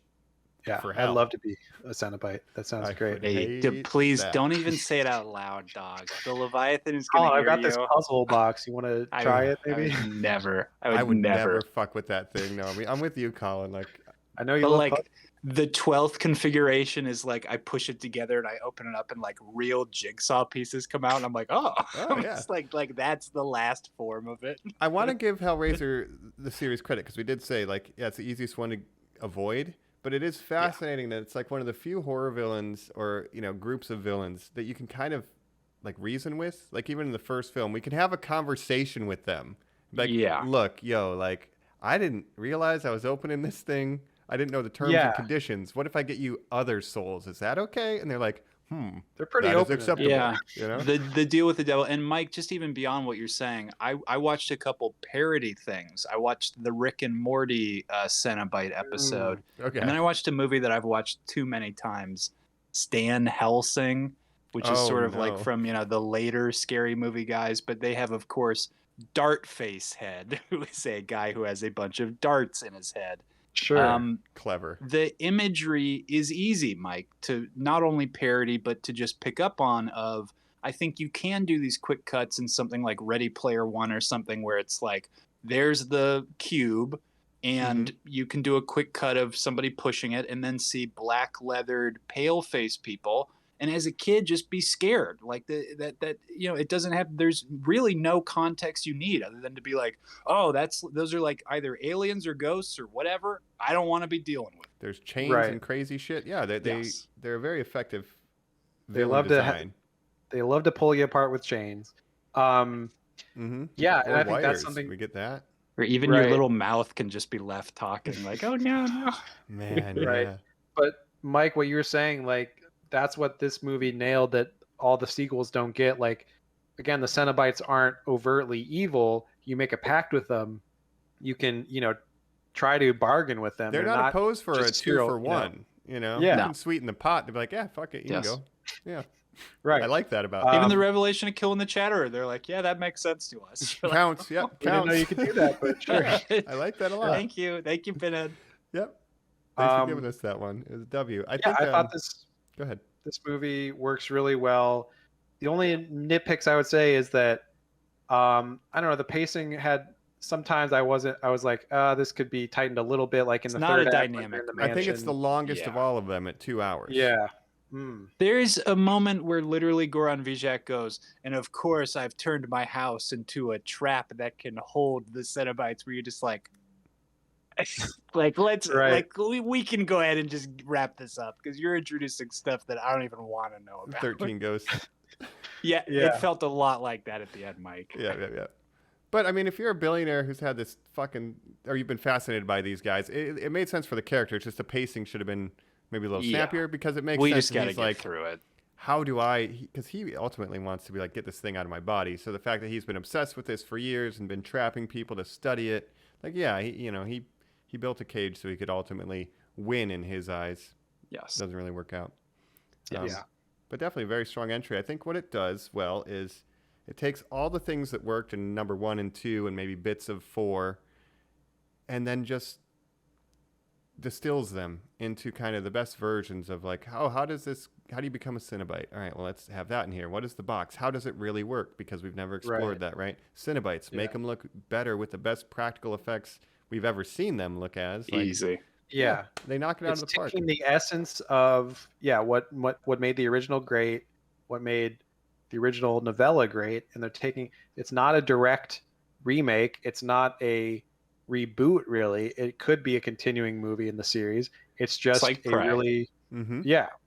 just a really good Hellraiser movie. My final thought with this film in particular is exactly what you said.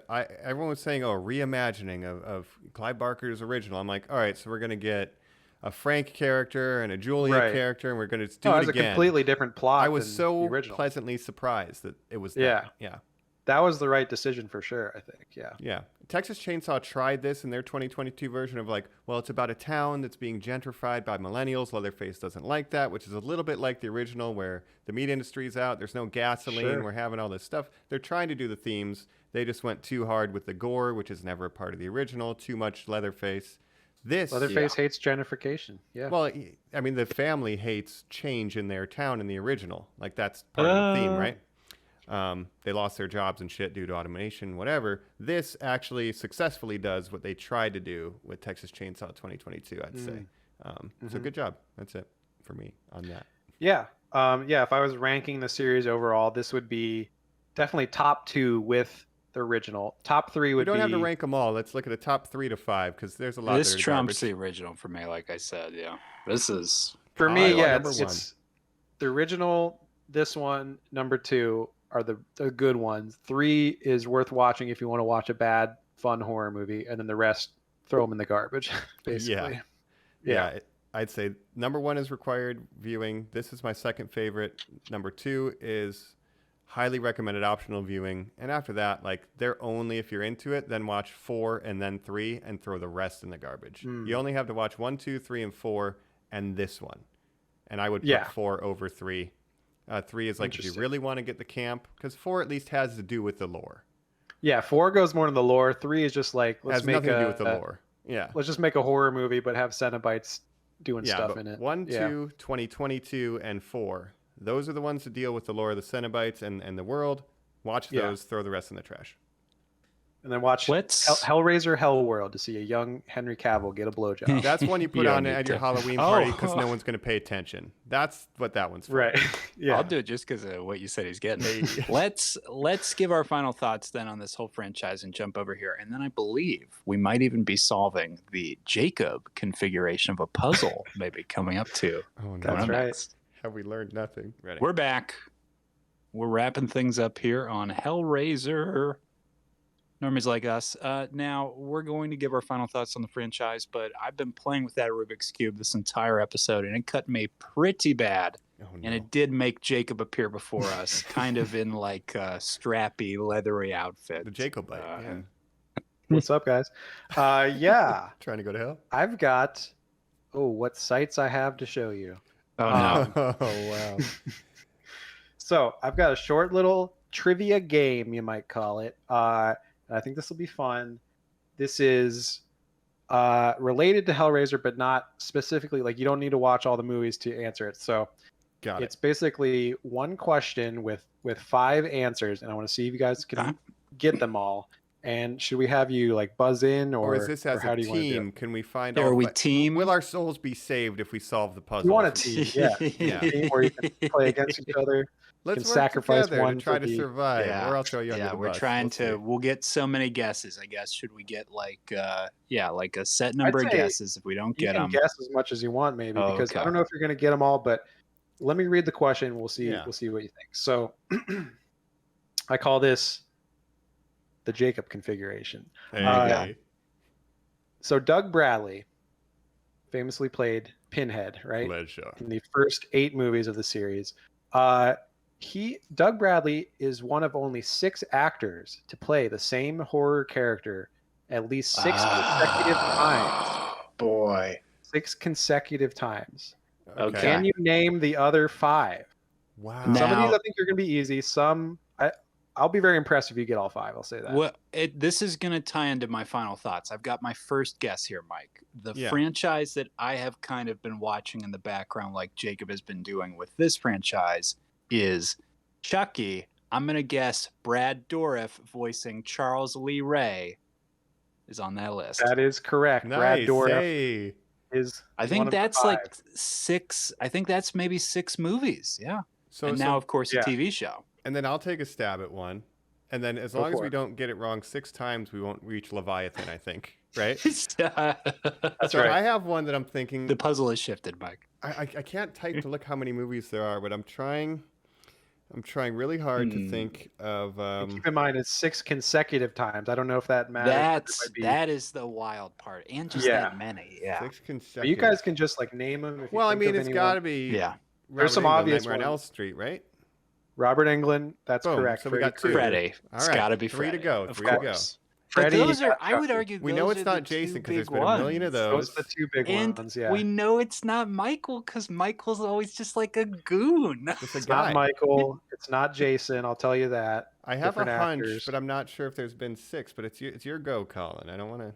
Well, we talked about Gunnar. What was his name, Mike? From Gunnar Hansen. there's Leatherface. Never been that And- many. Yeah, Not never Leatherface. happened. Always changing. So Yeah. boy, if I had to do a guess here. Horror movies, same. I'll do an old school. Same and do character, like or does it have to be the villain? Same character, I think. It can be a hero. How about like a Bela Lugosi Dracula? You're in the right direction, Colin. There is an old Hmm. school one. It's not Bela Lugosi, but you're Okay. you're in the Okay. ballpark Okay. there on that one. One I've got my configuration. second one then after Mike. Okay. I've got my one. I think it is. Then. This is I can't remember the actor's name, but am I allowed to say the character of Yeah. Jigsaw? Has there been 6 of those? That Has he is done one of That's them. Mike, Tobin the family, Bell we're playing as Family Feud Jigsaw. right now. I just We're doing realized. it. We're Mike, family. good It's Family answer, Feud format, Good yeah. answer. All Just right. got Tobin Bell on the board. Tobin Do Bell. you want to play a game, Mike? Yeah, Great Tobin answer. Bell. There we go. All right. Oh, That's right. So you've Jigsaw. gotten 2 to 3 go. of the 5. You've got Wow. Robert Okay. Englund, Brad Dourif, Tobin Bell. Shit. There's 2 left. One of them, I'll say, is an old school one, Colin, like you were thinking. One Okay. of them, a little bit newer. Think 80s, 90s. Here's my guess for the old school. Okay. I'm gonna stick in the Dracula territory and say a Christopher Lee Dracula. That is the 4th one. Christopher Lee, Count Oh, man, Dracula. pressure's on. Show me Christopher Lee. Ding. Oh, what? Correct. Good job. I didn't know if you guys were going to get that one. This is fucking hard from here on. There's out. one Thank you. more. I- And yeah, this one's tricky. I don't know if you're going to think of it. You said Oh. the era already, Mm. Jacob? Yeah, I think like Roughly? 80s, 90s was most of them. Maybe And this I one think too, then. 90s. Yeah. Okay. Oh. The voice of Ghostface. No, that's not on my list. I don't know if that. Sure. I guess because there's there's 5 Scream movies or there's 6. Scream movies. Now there are 5. And if he at least Right. did the phone So we part. need 6, right? if he's in the new one, it would but was who maybe, knows yeah, if really. it even will be. We Yeah. both got us a strike. That is Colin. not the last That one. would have been my guess, Mike. That was a really good guess. Okay. Fuck. Okay.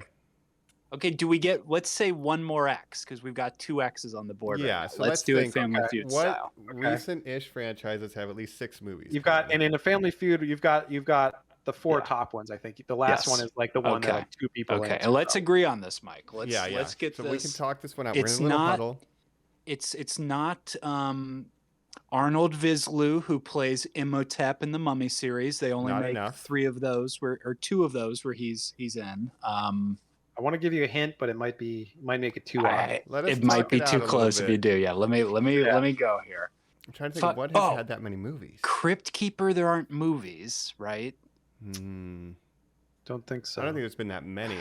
You think like Christine, the car. There's not sequels. You think Is of there something like with the Annabelle universe where there's Oh. enough tie-in? Wait, there's nobody voices Annabelle though. The fake doll. No, I think we're a little earlier than that. Think about Insidious or something. Yeah, I don't horror know. franchises that have a lot of installments. You've done your slashers, your Freddy Kruegers. But this gets us into like Pumpkinhead territory where I'm like, does someone voice Pumpkinhead? No, there's not that or many of those. Samara 6 from consecutive though. The Ring. There's not that many.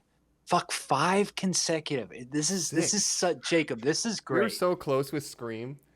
All right, 6 that consecutive. was such a good guess, dude. That's a All good right. guess. yeah. Wait till later when the movie comes out. Do you have another guess? I want to. If not, I Okay. can give you, Kept my make skin another pulled guess, then I'll apart. give you a Okay. hint, which might give it away. So I'll, guess first. I'm gonna do a guess, and this is maybe gonna be our My blow. soul's on the But line. I'm gonna say I think his name is Ezekiel from Children of the Corn. Ooh, No. all right. I'll give you a hint. Give me a I hint. think this Okay. probably is going to give it away, but Jennifer Aniston.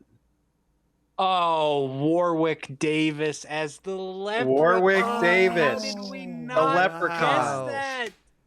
So the Good- final good answer, quiz. you got Doug Bradley, you have Christopher Lee, you have Robert Englund, Warwick Davis, Brad Dourif, and Tobin Bell. We were so close, buddy. Wow. I wouldn't have gotten Saw. That was a great one too, Mike. I wouldn't have gotten Leprechaun because I've only seen like one of those, and I forget that it's Yeah. always Warwick Davis, except for one If time when Joe it was was here, Hornswoggle. Oh, Joe just might have watched known it. all those fucking leprechauns. He Remember? would have nailed it. Incredible. Yeah. I don't Well- think I would have. I never would have guessed Christopher Lee. I don't. No, That's probably that one I would've saved. got. Yeah. I'm a Hammer horror boy. Watching those Nice. with Randy Brooks, I know that he has played Dracula so many times. Nice. It Oh, is- wow. is too much. Unfortunately, we did get our 3 strikes, and our souls are damned to eternal That's right. pain. So I guess I'm going to let's be talk turning you about- into Cenobites now. Yeah, Alright, so let's choose- final thoughts choose- on it. Well, and What choose kind the of object Cenobite you would you want to like be to merged. Yes, exactly. Yeah. Yeah. So my name is Monitor Face. I have a big monitor for a Mhm. face. Sure. Yep. But also like my nipples are out and like Always. really red. Of course. Yeah. That's like a Um, prerequisite of being a Cenobite. Yeah. Yeah. I'll go first because again, my feelings are kind of out there the most of this is not the franchise for me. I'm sorry to say that. Is that a subject matter think- thing? It's just kind of It's little sensitivity. You're just not into it, right? It's a tone, it's a sensitivity, it is a subject matter, although I do think there are the ones that obviously do lean towards the positivity of consent and that they're not making a mockery of S&M or something. And sometimes they are. It's not but exploitative necessarily. Yes. It's just uncomfortable. Yeah. I think there is a reason that the ones we're kind of talking about this year are the ones that I seem to be gravitating towards: the Leatherface, the Pinhead, the Chucky. There's a reason they're not the big 3. That they are not the Michael, the Freddy, and the Jason, who do stand the test of time. And it's not even just because of the production backing. I think they just never lost their audience. And I really hate to see a franchise that loses themselves by losing their audience, like Pinhead did. And I don't know where Hellraiser goes from here, because I certainly haven't seen this new film be a success in the way that Prey was, where you really felt tangibly like everyone in your life was tuning into Hulu for like the first time ever, Yeah. and like I've talking to you about it.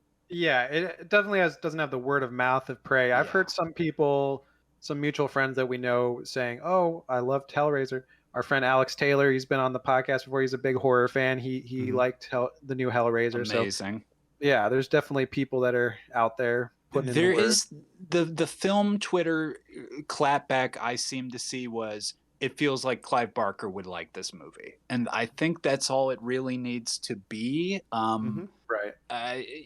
Again, in horror, I don't know about Clive Barker. I don't know if he's a gay man or what, but having watched all this Don Mancini Chucky stuff where he is an out and proud gay man who is in charge of a horror franchise, it's I feel very sensitive to how horror allows outside people or alternative people to tell stories in ways that society reject. And obviously that is the story of Hellraiser.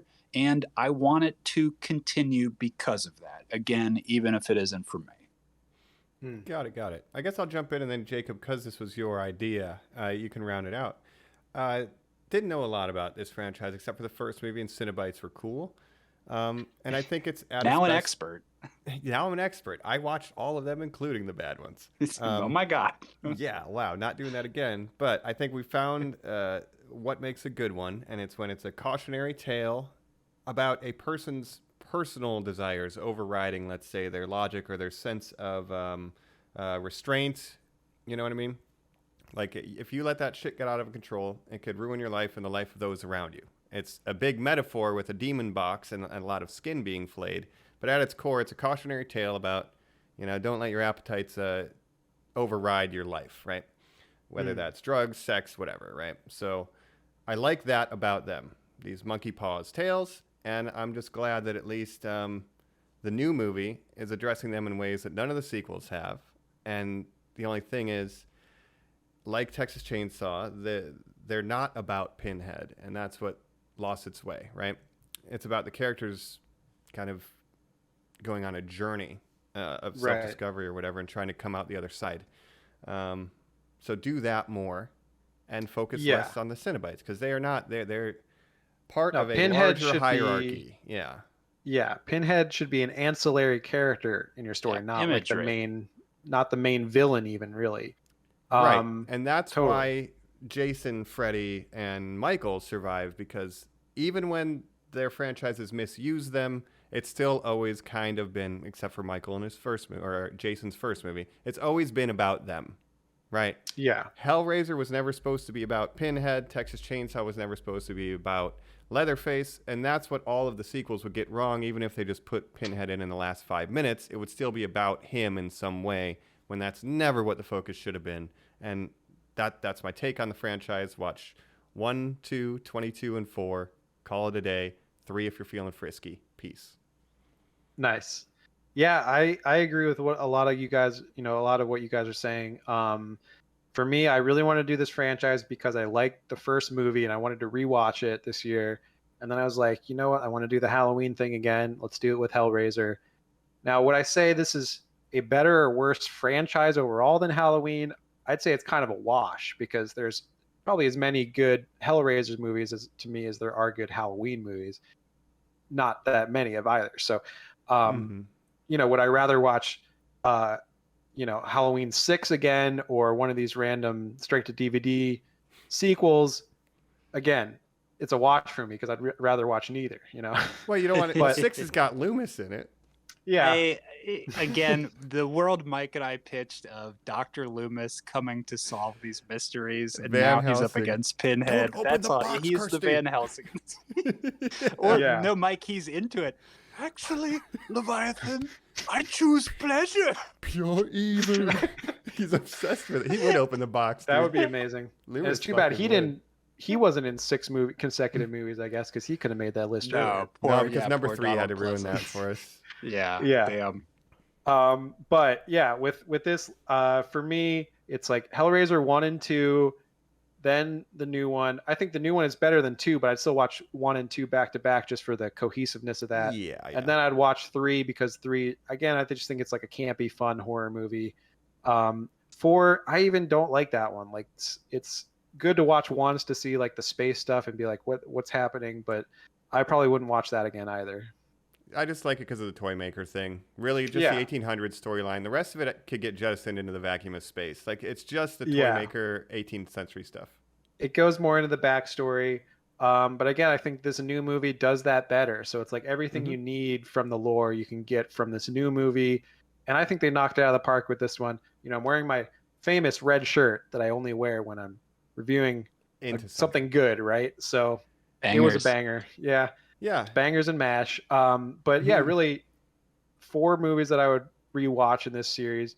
About the same as Halloween to me, because it's, for me, Halloween is like 1, 3, and the Rob Zombie movies for me. So Halloween kills. Halloween kills, baby. Evil dies tonight. That's right. Fucking blasphemy. I think there's a lot of conversation about taste, because obviously I think the first movie in this is classic, but it's a different type of franchise. There's more gore. It's a little bit more sensitive topic matter than babysitter stabbing, which is still not great. But like I feel like I would put the movies I like in Halloween higher than the movies I like in this. You know what I mean? Yeah. Like I think it's fine, but I lean more towards Halloween. And I lean more towards Texas Chainsaw than this subject matter, because it does get uncomfortable sometimes. Like I can stomach it more or less, but I don't want to live there. Yeah. Well, if somebody told me Hellraiser was their favorite franchise, I would have a preconceived notion about that person. I'd be like, oh, okay. Sure. For me, I like it as a horror franchise over some of these like Friday the 13th, Halloween, because it's not. Yeah, and it's not just like a slasher. Like every Halloween at the end of the day is going to be boiled down to Michael Myers going around killing a bunch of people, right? Formula. They don't do that much to twist the formula. This one, like, it could be anything. Just throw Pinhead in there and you're good. It's right? completely its own thing, and I will give it a lot of credit for that. Much like I do with the first Texas Chainsaw movie. It's not a traditional movie. slasher. Like the first movie's not a slasher. Like only like 3 people get killed in the first movie, right? It's not a slasher movie. And to me, I don't mind slasher movies. It's just if you're on the 6th, 7th, 8th movie in a franchise and it's still the same thing, then it's not going to hold my interest as much. So I guess that's why. I mean, I don't know if I prefer this overall to Halloween, but definitely over Friday the 13th, Nightmare on Elm Street, those kind of movies. I'll take the original Hellraiser. It's doing its own thing, especially the original. Like I say, I take Texas Chainsaw over Halloween, Friday the 13th, the original, like just only the original film, and I think the original Hellraiser does have a place, not even in a franchise context. Yeah. It's doing its own thing, and for that, I think it's mandatory horror viewing. Franchise beyond that, it's up to you, but I think it's worth checking out for every horror fan. Totally. At the very least, the original, and my second recommendation, the Hulu one, because I think Hulu, and I think 2. I think 1, 2, and Hulu. If you just want the bare bones, just watch those 3. talk about and I would still take the original Halloween over even the original Hellraiser because that's one of the greatest horror movies of all time. But horror franchises are fun, and even if they're bad, it is fun to watch every movie in the franchise. It is just to prove it to yourself that you can do it. Revelations. Yeah, I never had a bad time watching any of these. I was like, oh yeah, Hellraiser. And again, I had a bad time with Revelations and Judgment. I had a legitimately bad time with that. The rest of them I tolerated. You could get nuggets of weirdness, but those two I did not. But overall, when your horror franchise is named Revelations, Mike, you're just setting yourself up to be like the worst one. Revealed to me that you ran out of ideas. I still don't think you can beat the bad title of Hellraiser Deader. I think that might be the worst. No, that's ever maybe. Yeah. Yeah. Yeah. That's but that's Hellraiser franchise. Wow. Normies, check out the Hulu movie. Check out the original. And have yourself some pleasure. Have yourself some pain. But if you had to guess, Jacob, a sequel to the Hulu movie, like what is the rest of this? Where does it go from here? I would say just make more books or something, in my opinion. Yeah, I don't know. It could maybe have sequels that follow different characters, or maybe the same main girl from this, but different supporting characters, something. I don't know. Goran Visnjic is the lead Cenobite in the next movie. You know what I mean? Right. Doing the tempting. I just think the box changing hands. What's your pleasure? Like some random guy, it's homeless guy giving it to you, that kind of vehicle. And you could do a series. I do think they would have to do Creepshow. They'd have to do something original with it because this movie does such a good job of delving into that lore of the configuration and everything. They would need to then kind of do something else for the sequel. I think it can't just be the same kind of like group gets the box and kind of goes through the same motions. I'd like to see some kind of twist on that as well too, right? And we'd like to see him in space. Or definitely in space. Go back to space. Yeah, they accidentally get the box and it kind of accidentally activates. You'd have to have somebody who's like, I know what this is and I fuck with it heavily, and then he's doing the murdering, which we've kind of seen before. So I don't really know where you go with it, honestly. I think we're rehashing at that point. So but I would like to see these new Cenobites again and see the new Pinhead, Jamie Clayton. I think she did a great job. Yeah, and I agree. They look great. But Leatherface isn't gonna, or I'm sorry, Texas Chainsaw Massacre 2022 is not gonna get a sequel. Child's Play is not.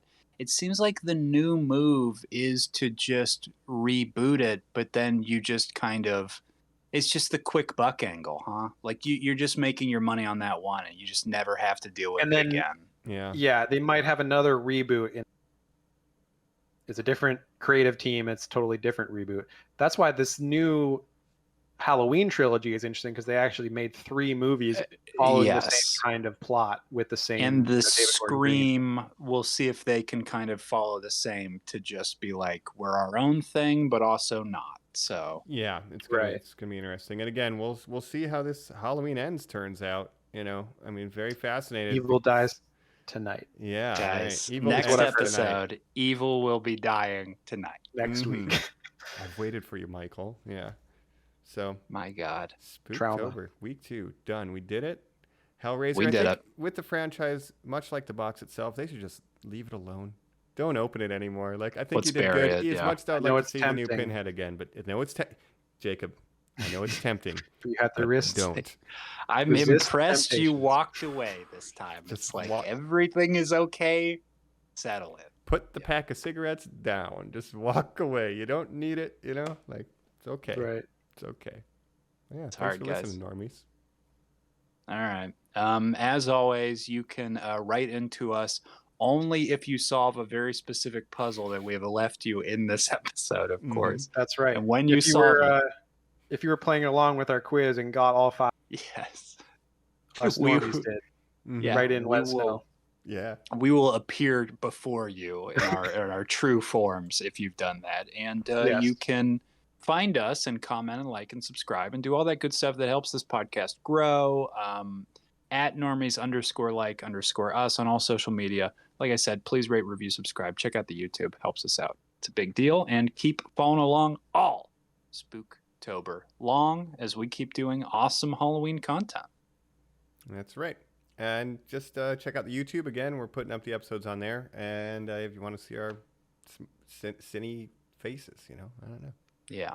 That's right. Otherwise, we've been your host. This is Colin the Chatterer. Chatting on the podcast. I would be probably a Cinebite called Feedback, and I would have a microphone for a mouth.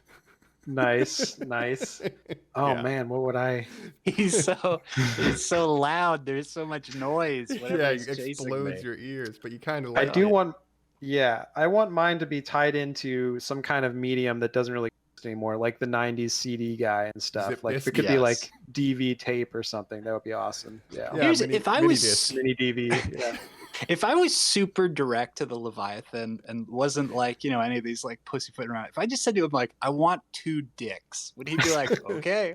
Like that follows into the rules of the Cenobite. We won't mess with you. We'll just give you that second dick. They'd like put them on You your hands choose or something, pleasure. but they'd give it to Yeah, you. that's what it would be like. My eyes would be 2 Maybe dicks. some kind of like, monkey and I'd be like, paw twist. Yeah. Yeah.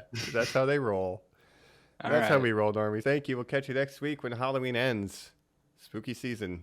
Still going. Catch you next time. Bye. Bye bye. Bye. Pain is pleasure. Pleasure is pain.